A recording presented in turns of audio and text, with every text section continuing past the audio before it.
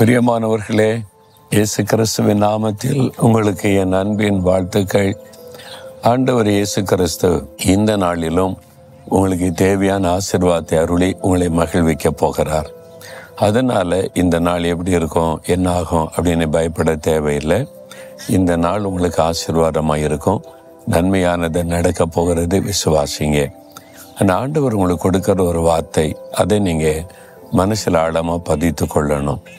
ஒரு பக்தன் ஆண்டவரை நோக்கி வேண்டிக் கொள்ளும் பொழுது தேவன் கொடுத்த அருமையான பதில் 32ஆம் சங்கீதம் 8வது வசனம், நான் உனக்கு போதித்து நீ நடக்க வேண்டிய வழியை உனக்கு காண்பிப்பேன், உன்மேல் என் கண்ணை வைத்து உனக்கு ஆலோசனை சொல்லுவேன் அப்படின்னு ஆண்டவர் சொல்றார்.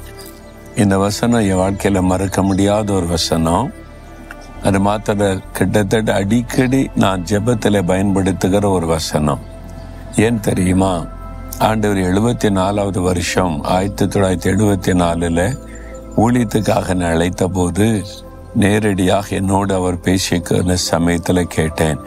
எனக்கு ஊழியத்தை பற்றி ஒன்றும் தெரியாது, பிரசங்கம் தெரியாது, எப்படி ஊழியம் செய்யணும் தெரியாது, என்ன ஊழியத்துக்கு அழைக்கிறீங்களேன்னு நான் கேட்டேன். அப்போ ஆண்டவர் இந்த வார்த்தை சொன்னார், உன் மீது என் கண்ணை வைத்து உனக்கு ஆலோசனை சொல்லுவேன், நீ நடக்க வேண்டிய வழியை நான் உனக்கு காட்டுவேன், நான் சொல்கிறத நீ செஞ்சால் போதும் அப்படிதான் ஆண்டவர் அழைத்தார்.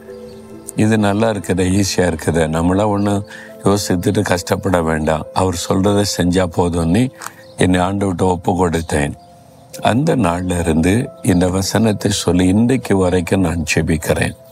என்னுடைய ப்ரேயர் டைரியில் 2 பக்கம் இருக்கும். ஒன்று ஜெப குறிப்புக்கான பக்கம், இன்னொன்று ஆலோசனைக்கான பக்கம். அதில் ஜெப குறிப்புகள் பகுதியில் என்னென்ன ஆண்டவர்கிட்ட கேட்கணும்னு சொல்லி, ஆலோசனைக்கான பகுதியில் என்னென்ன ஆலோசனை தேவனிடத்தில் பெற்றுக்கொள்ளணும், ஊழியத்தை குறித்து, பர்சனல் காரியத்தை குறித்து எல்லாத்துக்கும் எழுதி வைத்து இதில் நான் என்ன செய்யணும் ஆண்டவரே, எனக்கு ஆலோசனை கொடுங்க. ஊழியத்திற்காக பல இடத்துல அழைப்பாங்க, அதை நான் உடனே டைரியை பார்த்து தீர்மானிப்பதில்லை. அதை இயேசன் சமூகத்தில் கொண்டு போய் இங்கேருந்தெல்லாம் என்னை அழைக்கிறாங்க, இந்த தேசத்துக்கு கூப்பிட்றாங்க, இந்த பட்டணத்தை கூப்பிட்றாங்க, நான் எங்கே போகணும், இதுக்கு நான் என்ன பதில் கொடுக்கணும், ஜெபிக்கும் போது ஆண்டவர் பதில் தருவார்.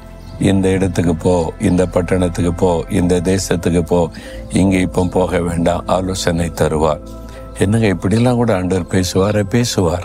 நீங்கள் வியாபாரியாக இருந்தால் கூட உங்களோட பேசுவார், ஐடியில் வேலை செய்தால் உங்களோட பேசுவார், குடும்பத்தில் ஃபேமிலியை கவனிக்கிறதா இருந்தாலும் பேசுவார், எல்லா காரியத்தை குறித்து ஆண்டவர் பேசுவார். நீங்கள் விசுவாசிங்க.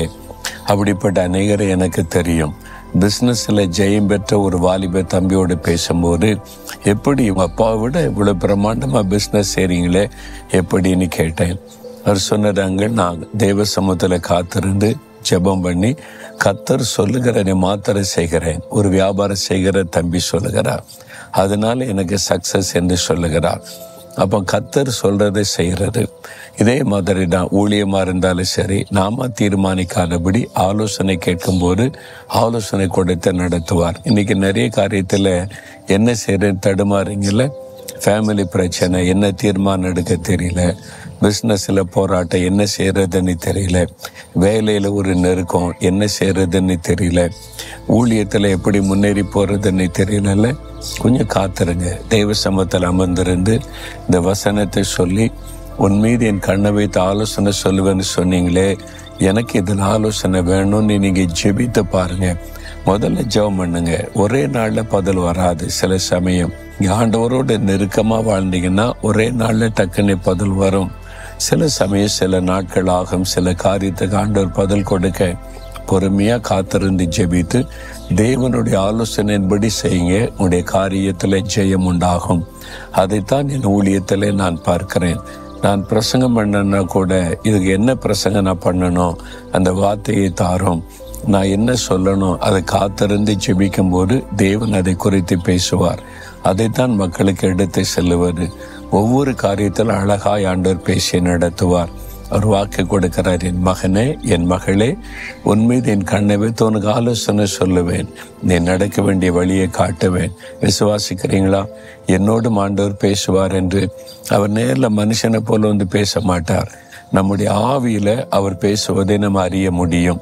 வேதத்தை தியானித்து ஜெபம் பண்ணி காத்திருக்கும் போது, விசேஷமா பரிசுத்தாவினால் நிறைந்து நீங்க அந்நிய பாஷையில ஜெபம் பண்ணி மாம்ச கிரியைகளை கீழ்ப்படுத்தி ஆவில நிறைந்திருக்கும் பொழுது பரிசுத்தாவினர் மூலமாய் நம்முடைய ஆவியில் அவர் பேசுவது தெளிவாய் நமக்கு தெரியும். அப்போ ஆண்டவருடைய குரலை கேட்க பழகிட்டீங்கன்னா உங்களுடைய வாழ்க்கையில சுலபமாகிவிடும். அந்த தினமும் ஆண்டவர் பேசி நடத்துவதை பார்க்க முடியும். கொஞ்ச நாள் நீங்கள் கஷ்டப்பட்டு டைம் கொடுத்து காத்திருந்து ஜெபித்து இந்த அனுபவத்துக்குள்ளே வந்துட்டீங்கன்னா தினந்தோறும் உங்களுடைய அனுபவமாய் மாறிவிடும்.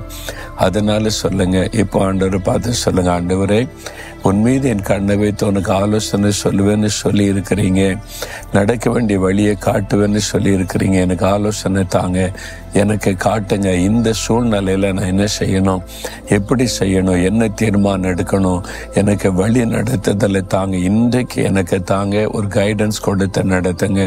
இயேசுவின் நாமத்தில் ஆமேன், ஆமேன்.